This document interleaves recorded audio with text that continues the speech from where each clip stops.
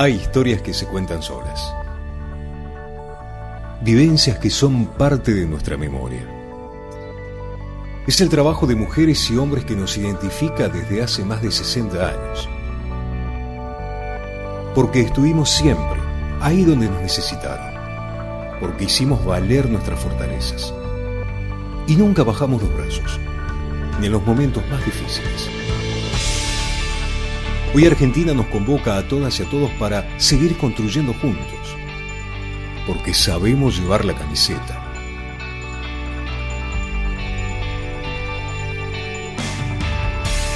En cada laboratorio, en el territorio que conocemos, en el saber que generamos todos los días.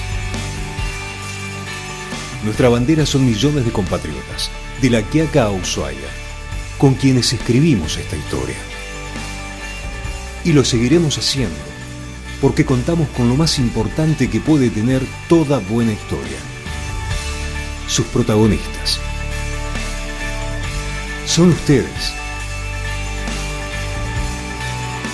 Somos INTA. Es Argentina.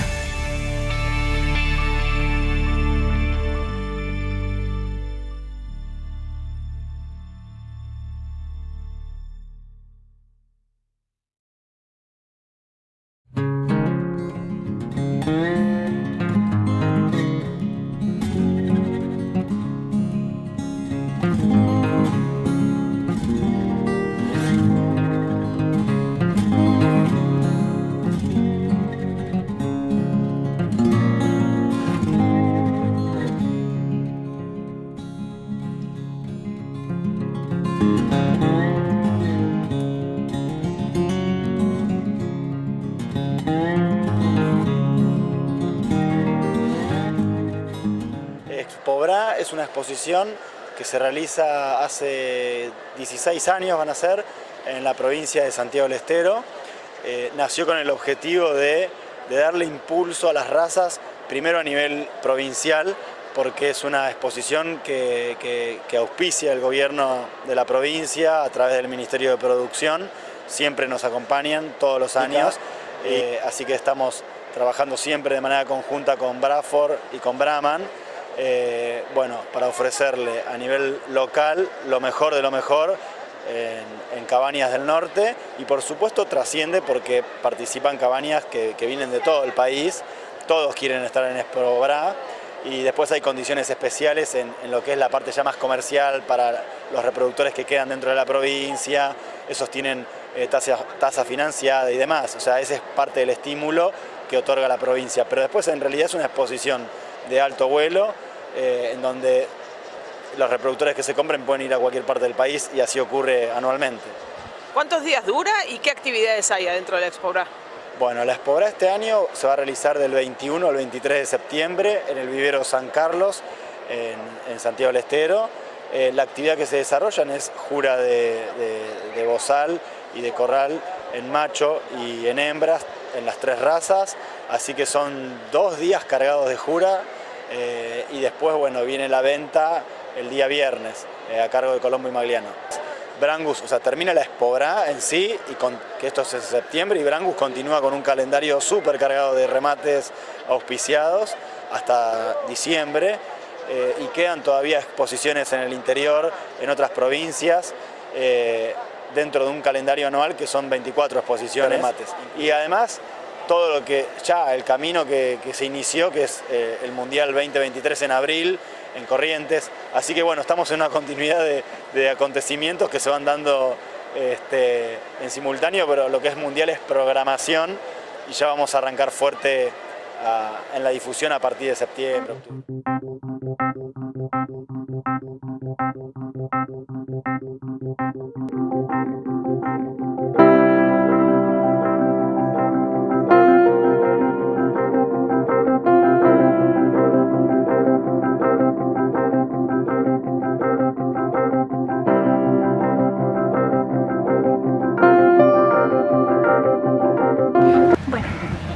Y acá vamos luchándola.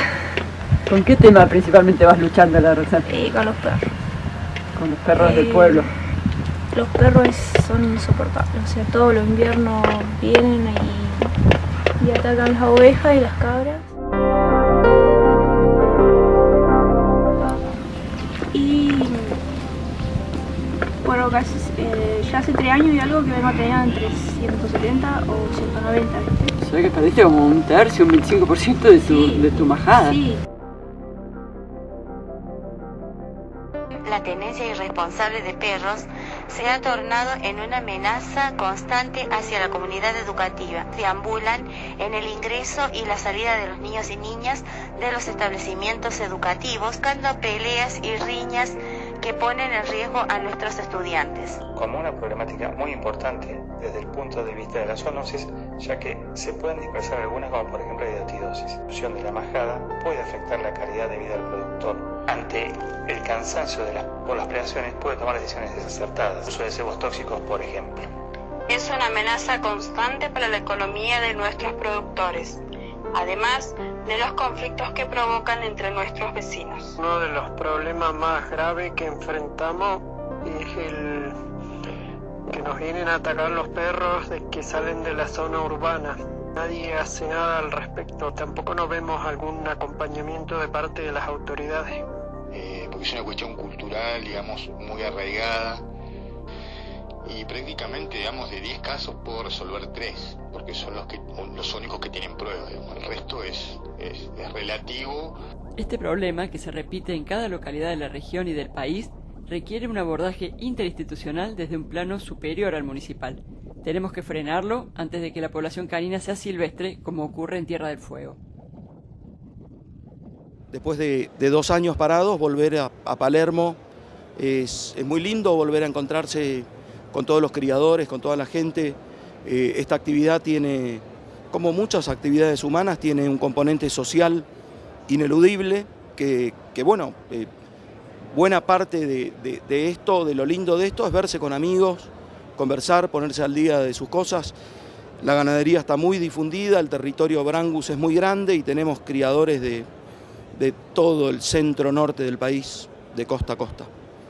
Y también latinoamericano. Hemos hablado con Martín García Fernández, que nos habla también de la interacción entre las asociaciones y la Albrangus, que es la Asociación Latinoamericana.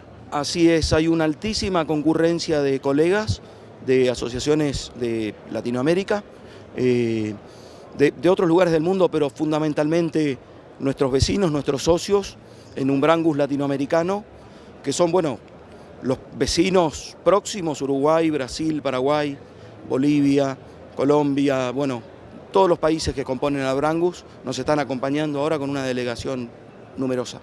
Es inevitable hablar de genética, Víctor, porque lo que se ha visto en la pista este año, en el Brangus concretamente, ha sido fenomenal. De genética bien manejada, de mejoramiento genético y de la capacidad y el talento que tienen nuestros criadores para superarse todos los años. Parece una frase hecha, pero no deja de sorprender cómo pueden superarse tanto en tan poco tiempo, a esa velocidad.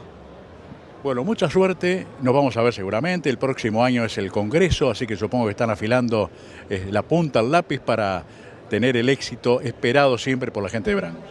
Estamos a pleno con un equipo de trabajo, como siempre en Brangus todo se hace en equipo. Hay una comisión específica encargada del Mundial para que todos los detalles estén bien, y vamos a hacer todo lo posible para que así sea. Muchas gracias. Gracias a vos.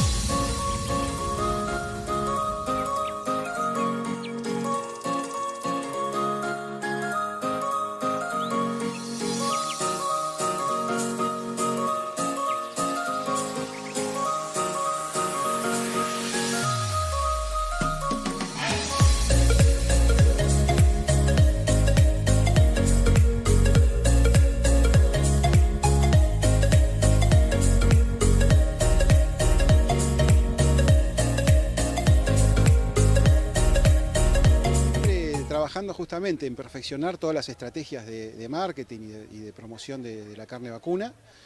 Por eso siempre partimos de conocer al consumidor, conocer al mercado.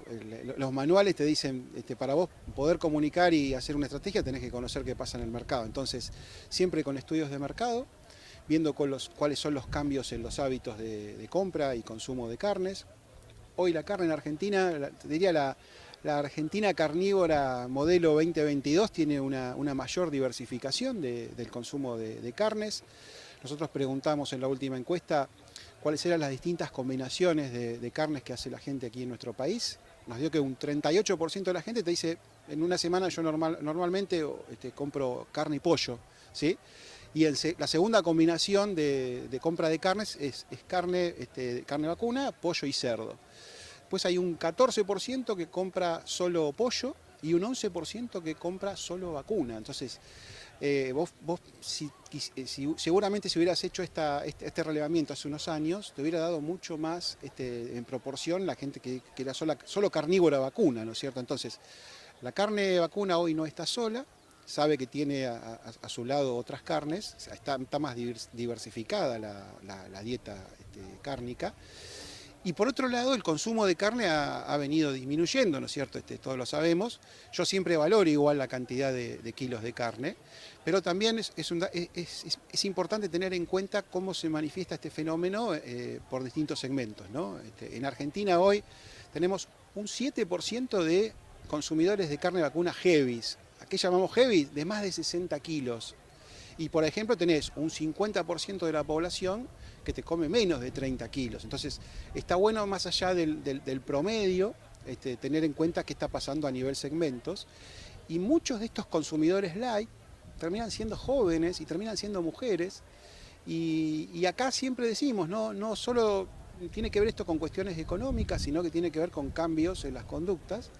Y por eso de ahí se derivan todas las estrategias de marketing del instituto, es decir, bueno, si son los jóvenes, si son las mujeres las que están dejando de consumir carne, y no por razones económicas, sino por otros motivos más éticos, morales, dudas o inquietudes respecto a la cuestión ambiental o a la cuestión nutricional, bueno, de ahí se desprenden todas las estrategias de marketing que apuntan a, llamémosle, defender a la carne o ponerla en valor, con evidencia científica, con trabajos que tenemos que siempre llevar a un lenguaje más sencillo para que sea entendible por estos segmentos, ¿no? Entonces, ese es un poco el fundamento de la charla y es bueno mostrárselo a los productores, ¿sí? Porque, claro, cuanto más nos alejamos del ámbito urbano, menos se comprenden estas tendencias y cuanto más nos alejamos del ámbito urbano, más hace falta mostrar cómo se produce de manera sustentable, de manera natural. Entonces está bueno también que sean los propios productores los que pueden internalizar esta cuestión y tener en cuenta también que su agenda del día a día va a estar muy relacionada con estas cuestiones, ¿no? Hoy el tema de sostenibilidad es cada vez más importante, sobre todo cuando hablamos de los mercados internacionales. Y bueno, hay que trabajar también en un doble sentido, ¿no? Informar a la sociedad y transmitir las demandas a los productores, por eso estamos también hoy acá en Magdalena. Hay un dato ahí que los millennials van a terminar invirtiendo 5 años de su vida en las redes sociales, ¿sí? Cuando vos te pones a ver cuánto tiempo está conectado durante el día con su celular, a la larga esa cantidad de horas por día se va a traducir en unos 5 años de su vida invertido en las redes sociales. Una persona joven desbloquea su celular 150 veces por día, ¿sí? Si nos ponemos a ver cada cuántos minutos lo hace, es como que se respira lo digital permanentemente. Eso deriva en que todas las estrategias de marketing que llevamos adelante tengan un componente muy fuerte en las redes sociales, ¿sí? Que además es donde justamente se manifiestan todos los cuestionamientos a la carne. Entonces hay que tener siempre una voz que esté del otro lado, o por lo menos la otra campana, para mostrar la verdad de la carne, ¿no? Hay una fuerte presencia en redes sociales, eso es lo que está el instituto en estos momentos poniendo mucha atención.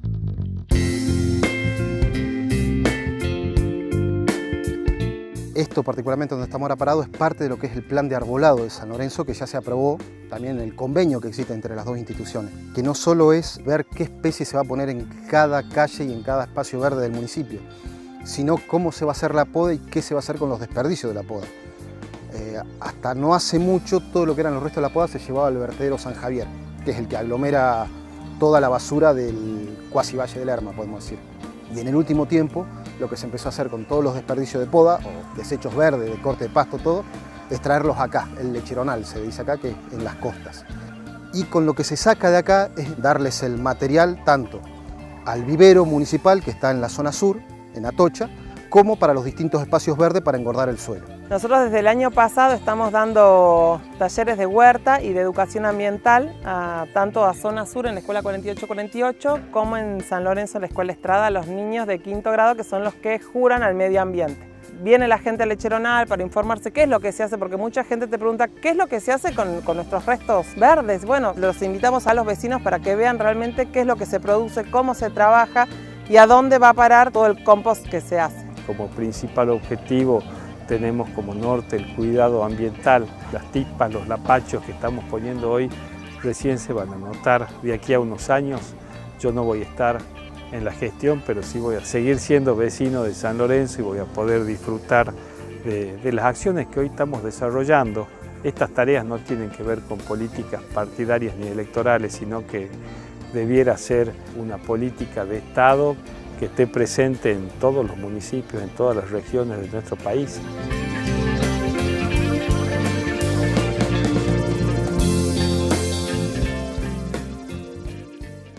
Bueno, esto es Partido de Magdalena, estamos sobre la ruta 36, kilómetro 80. Este es uno de los campos de Cabaña La Trinidad, después hay otro acá a 5 kilómetros, pero bueno, este es de la Cuenca del Salado en Partido de Magdalena. Bueno, ustedes están haciendo básicamente lo que es cabaña Angus, Colorado Negro y también Wagyu, que es una raza que incorporaron hace unos años. ¿Cómo es el manejo ganadero que están haciendo aquí? El manejo ganadero es todo pastoril, se hace rotación de los potreros con eléctrico, manejamos mucho eléctrico, vamos corriendo el frente de los eléctricos a las vacas. Y los toros también, el manejo es pastoril, se trata de no suplementar, comen silo de maíz y están en reigrases, se trata de no suplementar para que el animal cuando vaya a otros campos que van a ser parecidos a estos, el animal no sufra el cambio, o sea, no sufra de estar, si está comiendo mucho y uno lleva a un campo que por ahí no tiene tanto pasto, por ahí el animal no sufre. Entonces se trata de que sea animal puramente pastoril.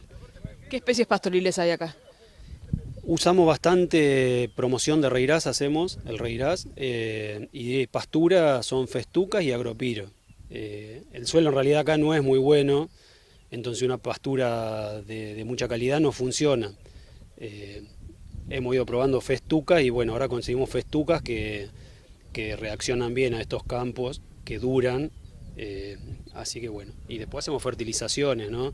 También además del manejo se hacen fertilizaciones para que rindan más las pasturas. ¿Y hacen suplementación? La suplementación es con silo de maíz de autoconsumo. Los toros sí, silo de maíz lo tienen a disponibilidad todo el día, y después bueno, los potreros de reirase. Y las vacas hacemos parcelas en el reirás y después tienen rollo.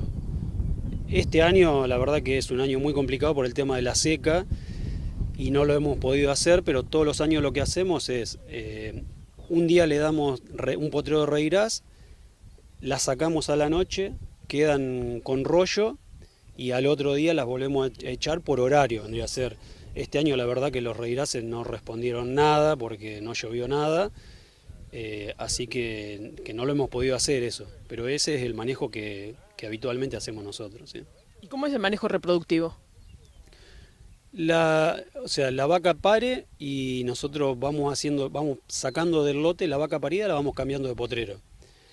Y después hacemos una inseminación a tiempo fijo, que la última vaca que parió tiene que tener como mínimo 50 días después del parto.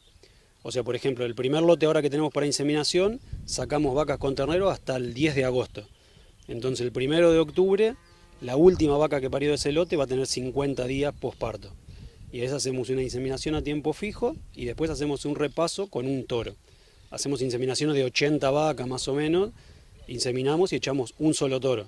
Porque después nosotros como pesamos el ternero al nacer y tenemos que saber cuál es el padre de ese ternero, o es de esa inseminación o es de ese solo toro. No podemos hacer un servicio colectivo, ¿no? Así que vamos haciendo... ¿Eso porque es cabaña? Eso es porque es cabaña, claro. Nosotros necesitamos saber cuál es el padre de cada ternero, porque como el animal va con la información después de genética, necesitamos saber cuál es el padre. El ternero se pesa al nacer, se le pone el tatuaje, la caravana, todo el mismo día que nace, se hace ese trabajo. ¿Y el destete cuándo se hace? El destete hacemos en febrero o marzo. Se desteta, se pesa el ternero, se pesa la vaca y se manda a recriar al otro campo.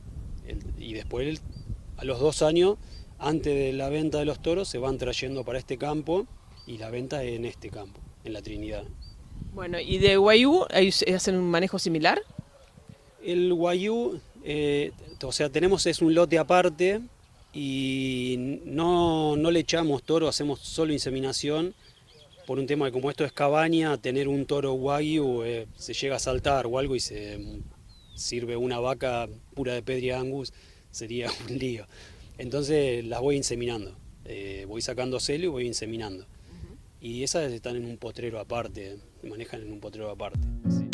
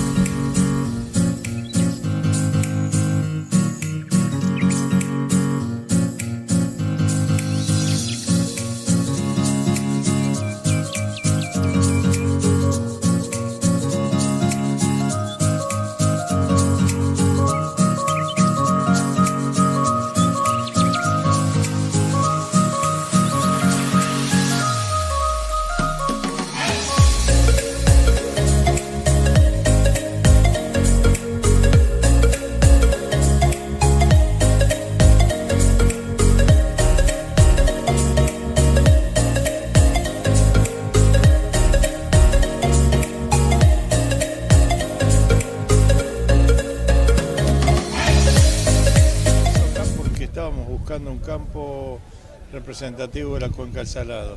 Quizás sea una parte importante la cuenca del Salado, donde la mayor producción de terneros se produce en el país y la mejor calidad debido a las razas británicas que los productores de acá vienen haciendo hace muchos años. Así que intentamos hacer uno en la cuenca del Salado por esto. Acá vamos a hablar sobre la raza Wayú, por ejemplo. Bueno, acá este productor tiene algo de Wayú, está haciendo cruza, nos va a demostrar a ver cómo funciona media sangre o 3/4 y cómo es el sistema de comercialización, que justamente a algunos productores les puede interesar a ver si es factible hacerlo o no es factible, porque en muchos lados qué es lo que haces con ciertos cortes de Wayú, digamos, puro o media sangre. Bueno, eso sería uno de los temas, digamos, distintivos de esta jornada en este establecimiento. ¿Cómo está hoy la situación para el productor ganadero? Esperando que llueva, fundamentalmente la zona nuestra, yo soy de Bahía Blanca, estamos bastante complicados porque hace rato ya que no llueve, pero creo que esto es general, la verdad que se está empezando a complicar. Normalmente la salida del invierno es más complicada que el invierno en sí, pero bueno, esperemos que llueva. Mientras esperamos que llueva, ¿cómo se, alimenta el ganado? ¿Qué soluciones tiene el productor a su alcance? Bueno, los productores creo que saben o los que pueden hacen reservas. Hoy se están utilizando fundamentalmente rollo o silo de pasto que alguien haya hecho y estamos llegando a la utilización de la misma, ya que los pastoreos de invierno se han comido y no hay rebrote justamente por la falta de agua, así que la suplementación pasa a ser el elemento importante en este momento. ¿Y dan los números? Bueno, den o no den los números, el ganadero sigue adelante. Si después de 2008, 2009, donde se perdieron 10 millones de cabezas, seguimos adelante, el ganadero es ganadero por espíritu, por todo. Tal es así que cuando se dio el boom de la soja en muchos campos que eran ganaderos, ¿qué hizo la gente? Vino y buscó arrendar campos en zonas no agrícolas para seguir manteniendo las vacas o la hacienda.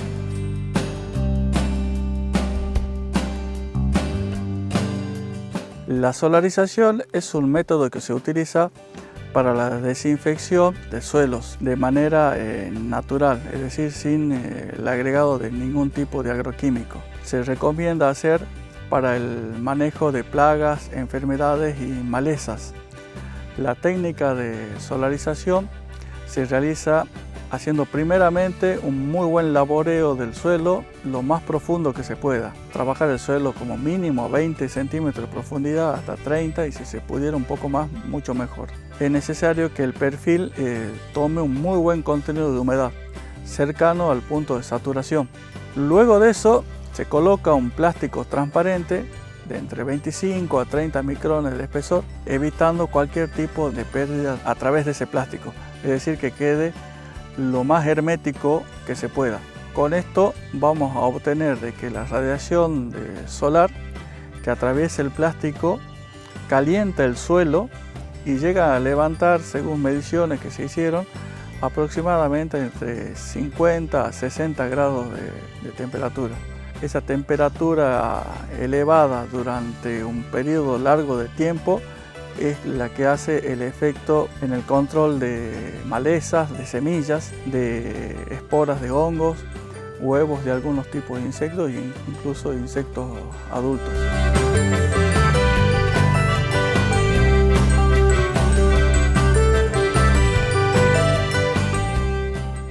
Estamos en la Trinidad, en la cuenca del Salado. ¿Cómo fue, digamos, la decisión y por qué de incorporar a Wagyu en este establecimiento? Bueno, en el 2001 yo hice un intercambio estudiantil a Australia y un día me invitaron a un restaurante y un bife Angus valía $20 y un bife Wagyu valía $60. Entonces yo dije, nosotros tenemos campo, ¿por qué estamos produciendo esto si se puede producir esto que vale mucho más? Entonces volvimos y en Argentina había poco y nada, había algún emprendedor nada más en ese momento que había traído, empezamos a buscar y la verdad que no se hacía porque nadie lo había traído o porque muy poquitos lo habían traído. Entonces vimos la oportunidad, importamos embriones y como todo en ganadería es lento, ¿no? Nos llevó muchos años poder tener novillos, un volumen de vacas y poder empezar a vender y difundir la raza.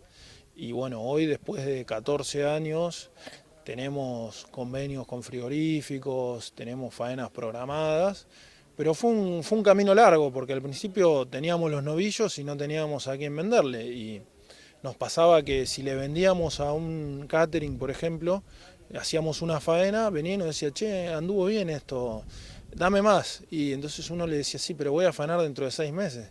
Y te decía, pero yo tengo una fiesta la semana que viene y uno fue, probó, pero no tengo.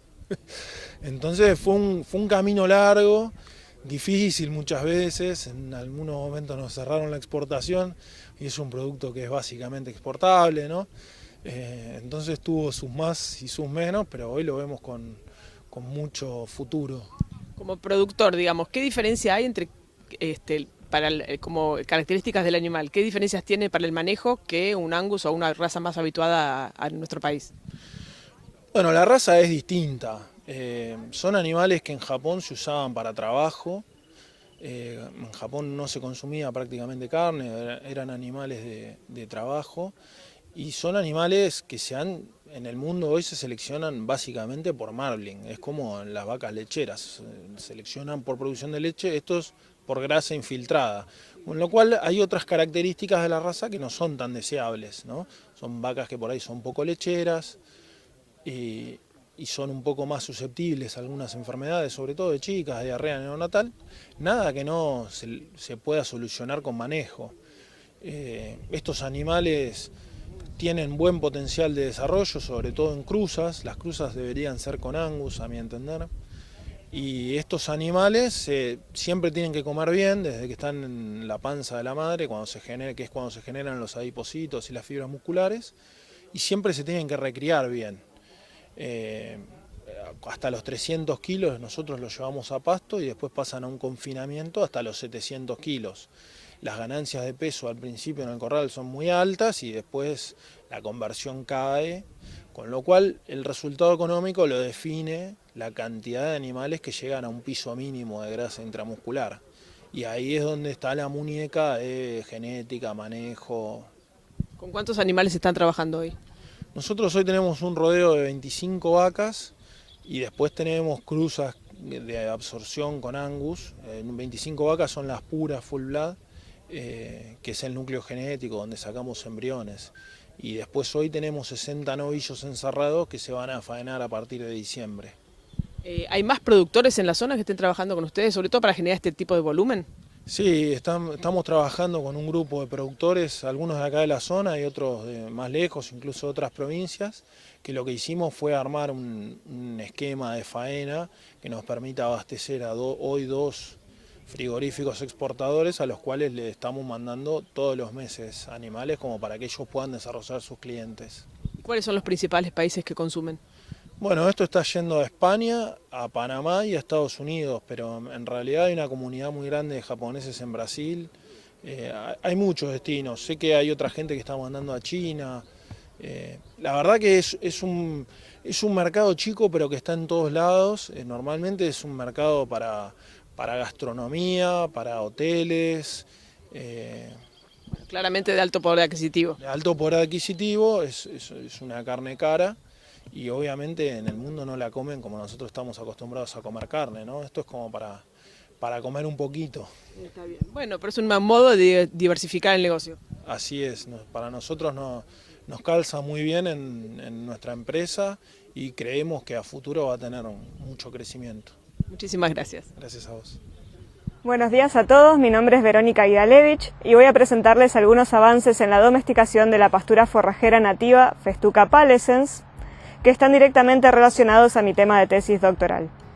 Se trabajó a 2 escalas de estudio, una a nivel de la distribución natural de la especie con varias poblaciones distintas y otra a nivel de este ensayo de progenies con 4 poblaciones seleccionadas.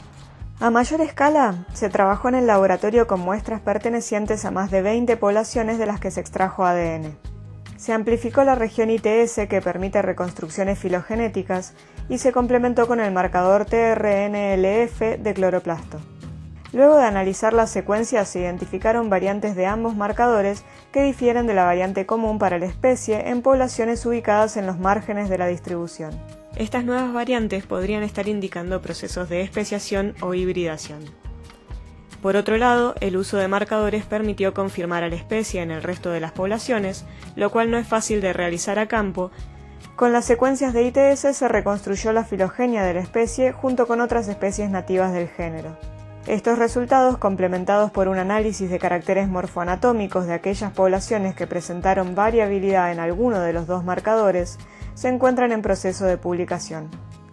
Se planea continuar trabajando con otros marcadores de cloroplasto que permitan la delimitación de regiones que abarquen grandes linajes maternos para identificar fuentes de semilla segura con la que trabajar dentro del programa. A una menor escala, se estableció un ensayo de medios hermanos en ambiente común a partir de plantas de 4 poblaciones distintas que fueron seleccionadas por sus características destacables en cuanto a producción de biomasa y de semillas. El ensayo abarca a 10 familias por origen, elegidas tratando de abarcar toda la variabilidad presente, y se conforma de 15 individuos por familia ubicados de manera aleatoria en mini parcelas de A3 para un total de 600 plantas. Sobre estas plantas se han realizado mediciones morfofenológicas durante 2 temporadas de crecimiento consecutivas. Se tomaron mediciones de altura y diámetro cruzado para poder estimar volúmenes de mata y a partir de ellos tasas de crecimiento. Se observaron diferencias significativas en las tasas de crecimiento entre las poblaciones durante los primeros meses de medición, pero estas tienden a homogeneizarse con el tiempo y las diferencias desaparecen. Dentro de cada población sí se han encontrado diferencias significativas entre algunas familias que parecen mantenerse en el tiempo. Un patrón similar se observa en el volumen final que alcanzan las plantas entre poblaciones y entre familias de cada población. Estos resultados pueden indicar que la especie presenta gran plasticidad en ambientes con características favorables y se puede pensar en el establecimiento de ensayos multisitios a futuro para volver a evaluar el comportamiento de estas poblaciones en ambientes diferentes. La fenología se analizó a través de mediciones desde el inicio de la encañazón hasta el inicio del llenado de granos, registrando los cambios de cada planta cada 3 a 5 días. Se evidenció que 2 de las poblaciones cumplen con su ciclo reproductivo de manera más temprana que las otras 2 poblaciones, iniciándolo y completándolo con anterioridad.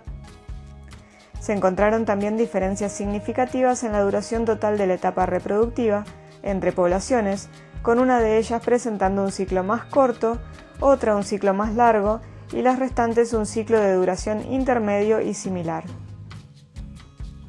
En lo que respecta a la cantidad de plantas que ingresan a la etapa reproductiva, una de las poblaciones se destacó significativamente del resto, con la mayor cantidad de plantas productoras. Estos resultados permitirán seleccionar genotipos que, por ejemplo, presenten ciclos más cortos o que permitan un mayor periodo de disponibilidad de forraje de buena calidad. Por otro lado, también se utilizarán estos datos para calcular la heredabilidad de caracteres de interés agronómico, lo que admitirá mayores avances destinados a producir variedades que se adapten mejor a las necesidades de la región.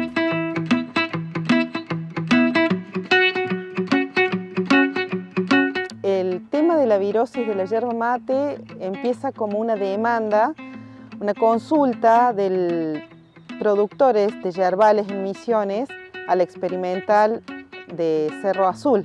Lo que se veía a campo era apenas unas plantas de yerba mate con algunos síntomas en la hoja que eran como clorosis, mosaicos amarillos, y el tema de que haya virus en la yerba mate donde se consume la hoja no implica que un virus vegetal nos va a afectar a nosotros seres humanos. Ese no es el problema. El problema es que teniendo una superficie clorótica, amarilla, no se puede hacer fotosíntesis. Entonces, de alguna manera, a lo largo de los años, puede incidir en el tamaño de la producción, en el tamaño de la planta, por ende la producción. Actualmente estamos tratando de estudiar cómo se transmite naturalmente esta virosis y estamos trabajando sobre 2 hipótesis. Una es que el rulo de la yerba mate, que es una plaga importante y específica del cultivo, sea el insecto transmisor. Esto se debe a que nosotros hemos podido identificar a estos patógenos dentro del insecto, pero en Misiones se están llevando a cabo estudios o ensayos para poder verificar si realmente este insecto, además de ser el portador, es capaz de transmitir algunos de estos patógenos. En paralelo, trabajamos con otra hipótesis. Primero tengo que comentar que estos virus que se identificaron son difíciles o casi imposibles de transmitir mecánicamente, pero hay estudios que demuestran que puede haber algún efecto sinérgico entre estos patógenos. Si ese fuese el caso, alguno de estos virus puede adquirir la capacidad de ser transmitido mecánicamente cuando hay una infección mixta en el cultivo.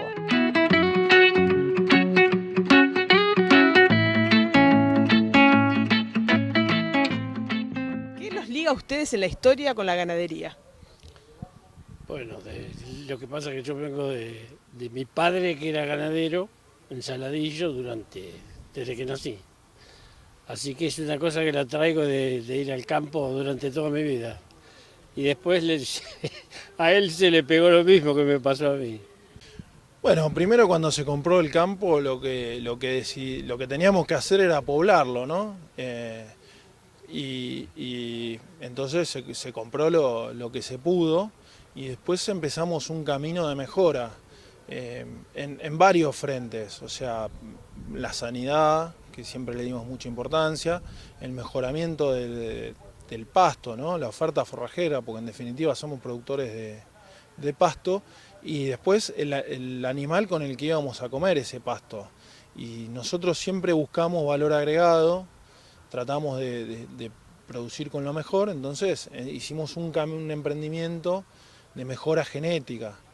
Y a partir de esa mejora genética que hicimos, pudimos empezar a compartirla con nuestros clientes de hoy, que son los que nos compran los reproductores, porque ellos vienen y ven cómo se comportan acá y cómo producen y cuán adaptados están a la zona, ¿no?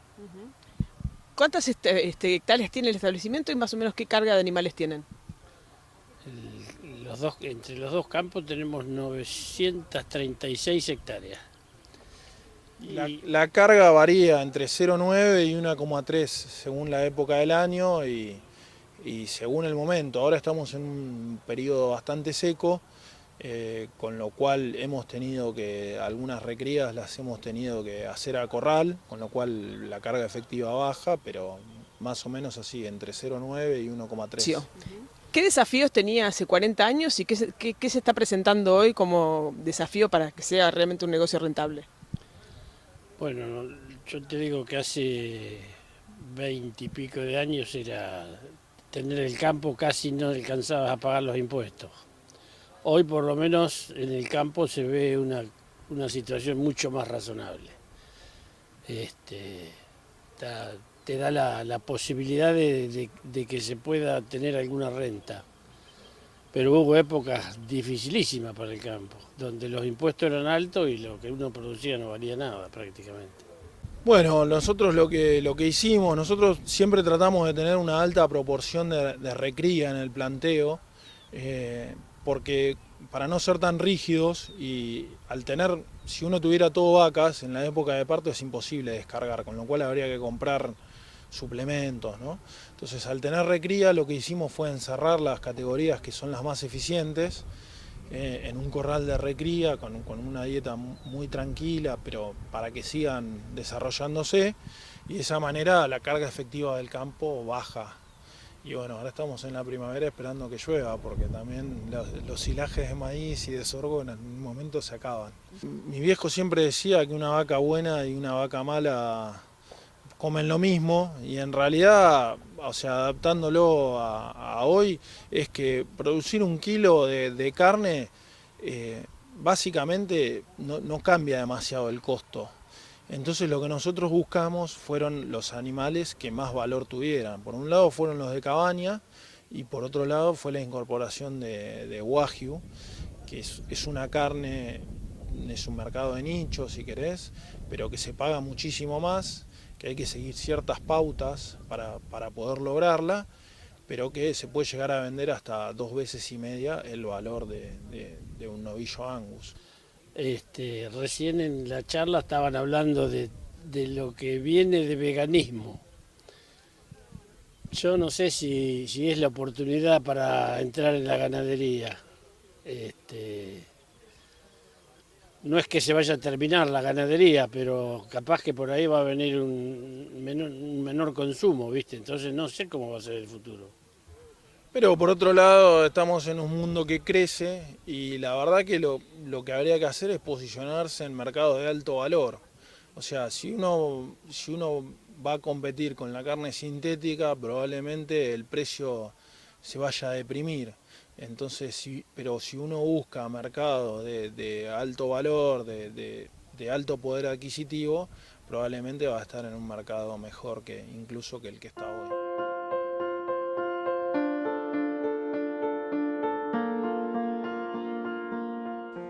El árbol frutal en las huertas familiares, con espacios reducidos, cumple varias funciones. La principal es la producción de fruta para consumo, frescas o en conservas, pero también sirve como ornamental, como polinizador y para la generación de sombra durante el verano. Con la poda de las plantas se buscan favorecer la producción de fruta y el desarrollo armonioso de las plantas. evitar la alternancia en la que un árbol produce mucho durante un año y al siguiente baja la producción, y quitar las ramas enfermas o que crecen hacia adentro que no permiten la entrada de luz y la aireación.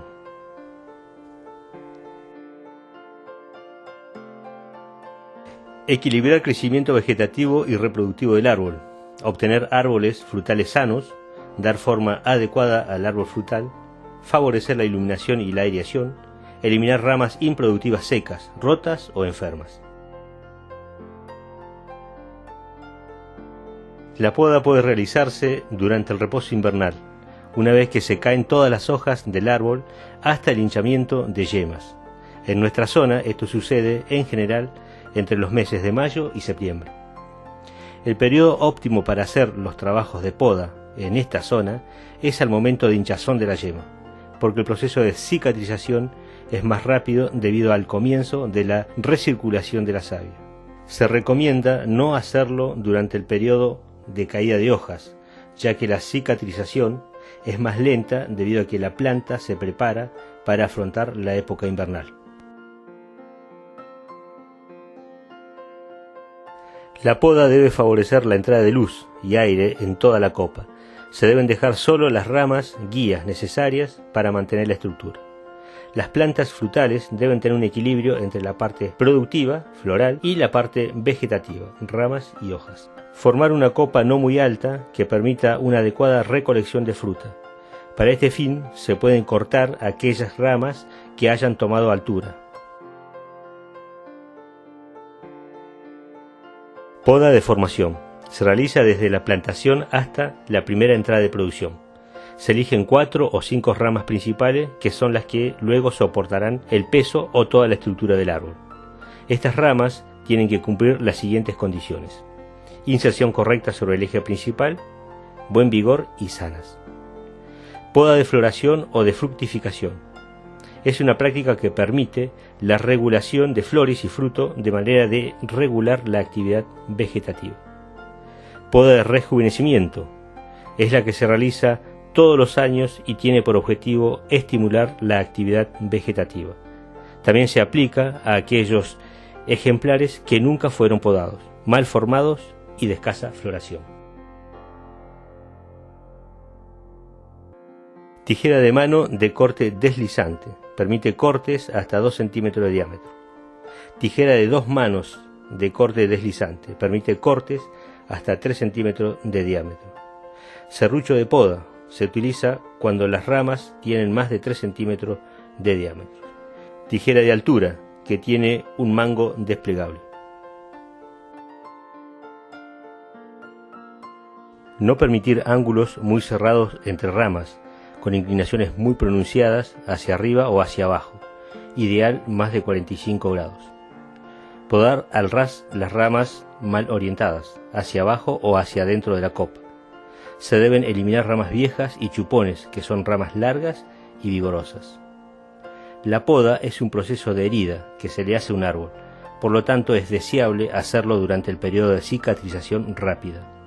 Cuanto más rápida la cicatrización, mejor. Se puede sellar la herida con algún producto que evite la entrada de patógenos. Hacer una lechada con cal o azufre formulado.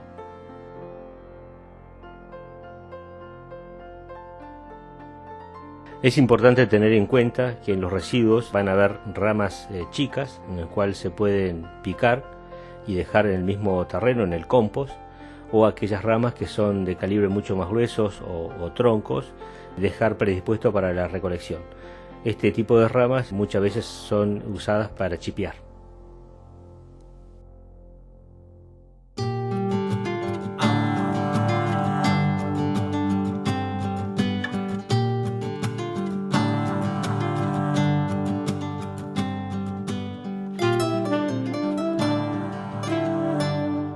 Sí, bueno, los canales de comercialización básicamente son locales. Hay un molino agroecológico acá en Bragado que le vendemos la harina, y hay otro en Chivilcoy que también le vendemos la harina de trigo y de centeno agroecológico, y la carne, si bien la vendemos la mayoría local, todavía no logramos hacer un plus en el precio. Sí con el trigo y con el centeno. El reconocimiento en la venta de la carne se da en el rinde de la media res. La media res rinde un poco más que la media res de Fieldot, y bueno, el carnicero me lo cuenta como un reconocimiento que le puede sacar más plata a cada media res. Yo creo que el desafío es mostrar lo que uno hace y que la gente que viene, que la gente interesada que viene, que pueda llevarse una impresión de que con un poco de ingenio se puede producir de esta forma, ¿no? Y bueno, y desmitificar todas las cosas que se dicen y venir a verlas, pues son reales, están acá.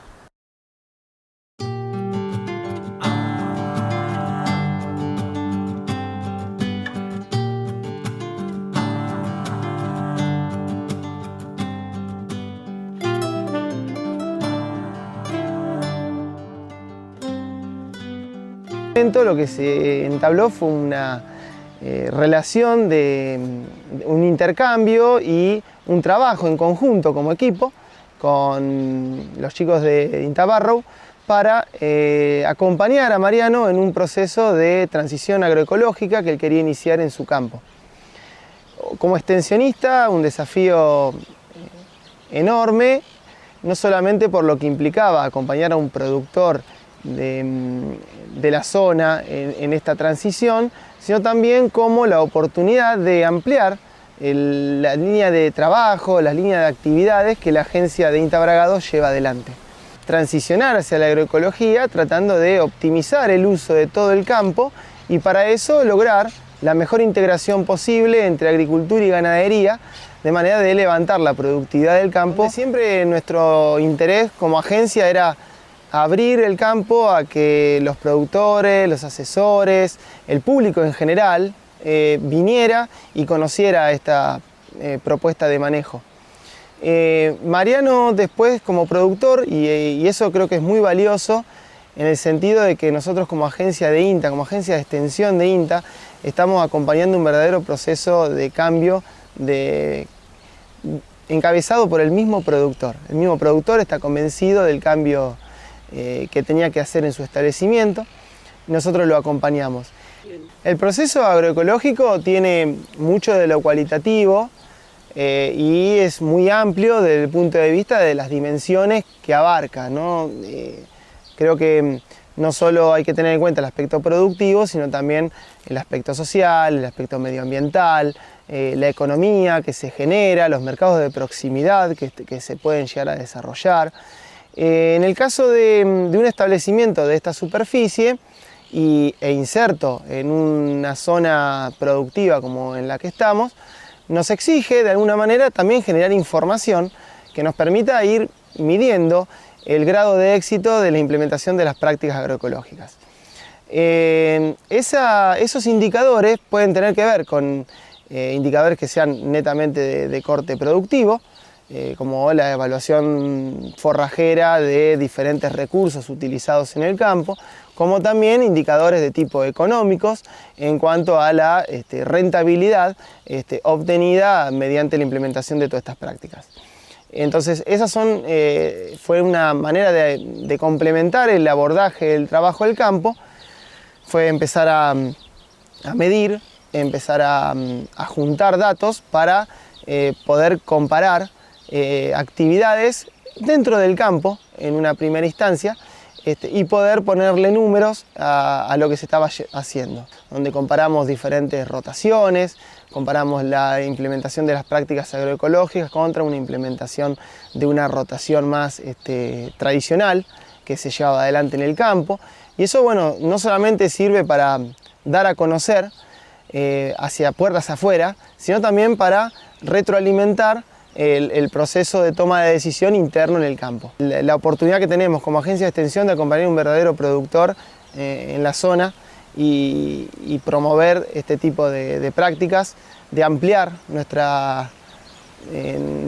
conocimientos, de ampliar la manera de generar información, que el proceso que iniciamos hace 5 o 6 años estuvo bien direccionado y que tenemos la oportunidad de seguir enriqueciéndonos con todos los aportes, las sugerencias que van llegando y seguir en un proceso de mejora continua.